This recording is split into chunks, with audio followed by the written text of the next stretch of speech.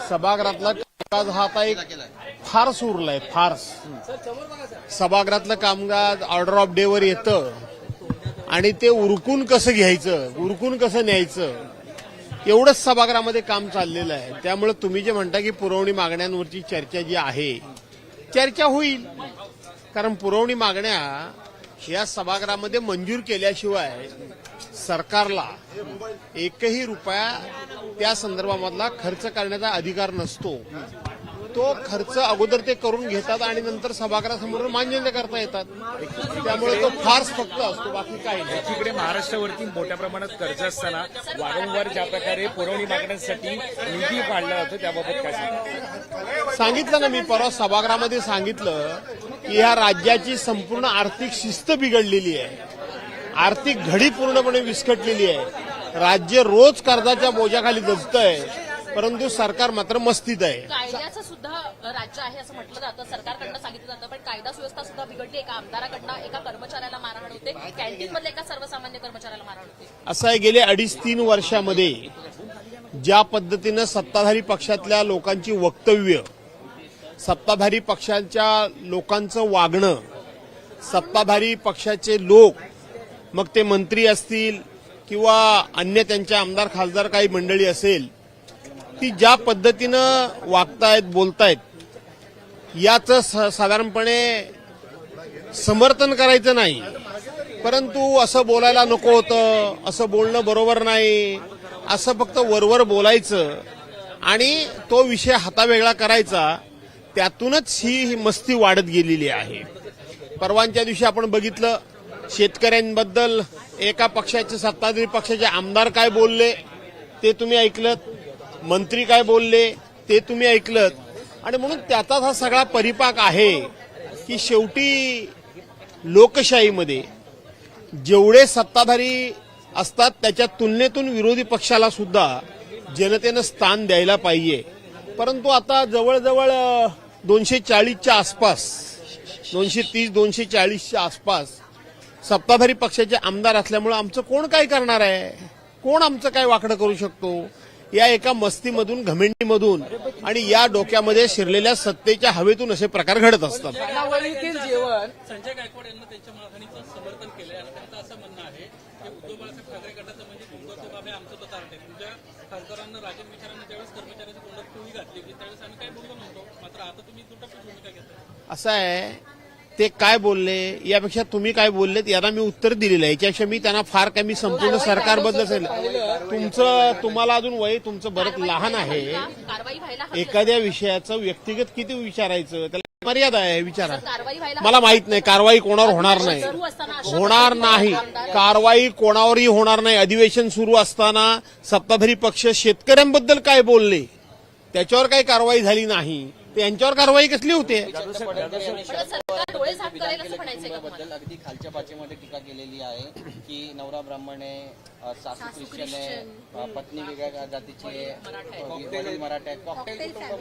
असं आहे की भारतीय जनता पार्टीच्या लोकांकडून आदरणीय पवार साहेबांच्या बद्दल 50 वर्ष वेगवेगळे लोक वेगवेगळ्या प्रकारची टीका करत असतात.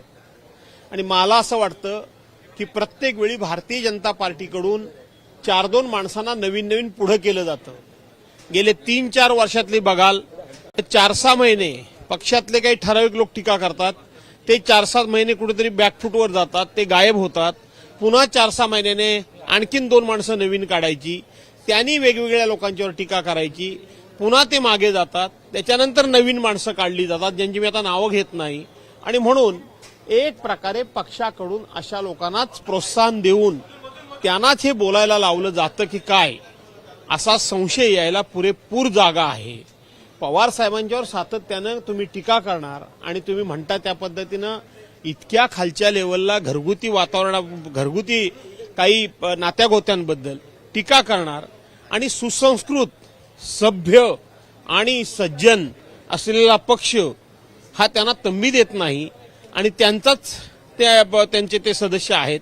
आणि म्हणून याच्या पाठीमागे पक्षाचीच भूमिका असावी असं वाटतं. निशिकांत दुबे यांनी ज्या पद्धतीने झाला, काल जुना झाला विषय. विरोधी पक्षनेता जाधव साहेब विरोधी पक्षनेता जाधव साहेब साहेब, विरोधी पक्षनेता आज सलग 5 दिवस आहे. काल तुम्ही आंदोलन केलं होतं.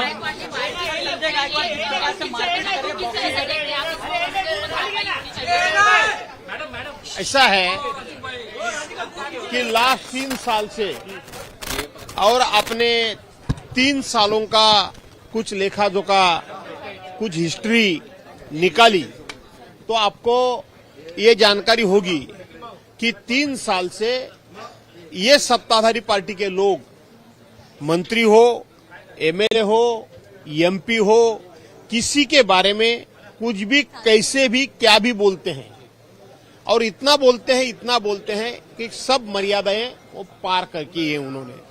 लेकिन जो पार्टी खुद को सभ्य पार्टी कहती है, सुसंस्कृत पार्टी कहती है, जो पार्टी आइडियोलॉजिकली हम ही एक पार्टी पूरे आइडियोलॉजी के तौर पे चलते हैं, उसी राह पे चलते हैं, ऐसे कहने वाली पार्टी कभी भी ऐसे बेजवाबदार वक्तव्य करने वाले उनके जो लोग होते हैं उनको उन्हें कभी रोका, कभी रुकाया, ऐसा एक भी उदाहरण हमारे सामने नहीं है।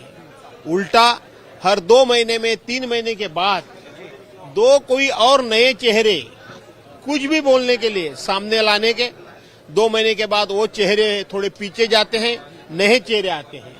तो मुझे लगता है ये पार्टी का कुछ कार्यक्रम है क्या, पार्टी का कुछ प्रोग्राम है क्या, और ये ऐसी दादागिरी करना, मारपीट करना, इसका कभी समर्थन हुआ नहीं, होगा नहीं। सदन चल रहा है और फिर भी इस तरह का काम करते हैं कुछ एमएलए, तो उनके ऊपर कार्रवाई की जरूरत है क्या? किस तरह की कार्रवाई होनी चाहिए? सत्ताधारी पार्टी के जो लोग हैं उनके ऊपर कार्रवाई कभी नहीं होगी इस सरकार में। अभी अभी आपने देखा होगा कुमार कामरा की ना, क्या नाम है उनका, कुणाल कामरा, उन्होंने कुछ किसी के ऊपर टिप्पणी की और वो टिप्पणी किसी ने दोहराई। जैसे कि हमारी बहन सुषमा जी अंधारे, वो तो हाउस की मेंबर भी नहीं है, सदस्य भी नहीं है, उन्होंने हाउस में काम करने वालों लोगों के काम में कोई रुकावट भी नहीं लाया। और अगर हाउस में काम करने वाले किसी भी मेंबर पे या मिनिस्टर हो या एमएलए हो उसमें रुकावट लाती है तो ही उसके ऊपर हक भंग करके प्रस्ताव आ सकता है। लेकिन वो सुषमा जी अंधारे इस पार्टी की सदस्य भी नहीं है और उन्होंने किसी के काम में रोड़ा भी नहीं डाला, कोई काम में अड़चन भी नहीं की, फिर भी ये सरकार उनके ऊपर हक भंग प्रस्ताव लाती है। लेकिन अपने पार्टी के लोग, अपने मंत्रिमंडल के सदस्य, अपने पार्टी के सदस्य ऐसे बर्ताव करते हैं, उनको ये सत्ताधारी पार्टी कभी कुछ बोलेगी इसके ऊपर कोई विश्वास नहीं कर सकता और अपेक्षा भी नहीं कर सकते। कुछ दिन पहले महाराष्ट्र के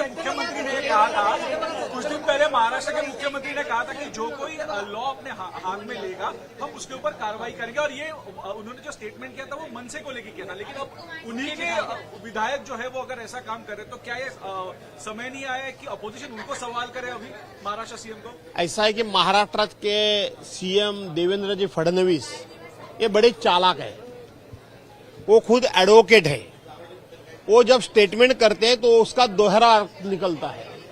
उसका अर्थ यही होता है कि अपोजिशन वालों ने और अगर कोई कानून हाथ में लिया तो उसके ऊपर एक्शन होगी, लेकिन हमारे सत्ता के पार्टी के लोगों ने कुछ भी गलत काम किया तो उसके ऊपर हम एक्शन नहीं लेंगे, ऐसा उसका दोहरा अर्थ होता है। आपको लगता है संजय गायकवाड़ के खिलाफ कोई कार्रवाई नहीं करेगी सरकार?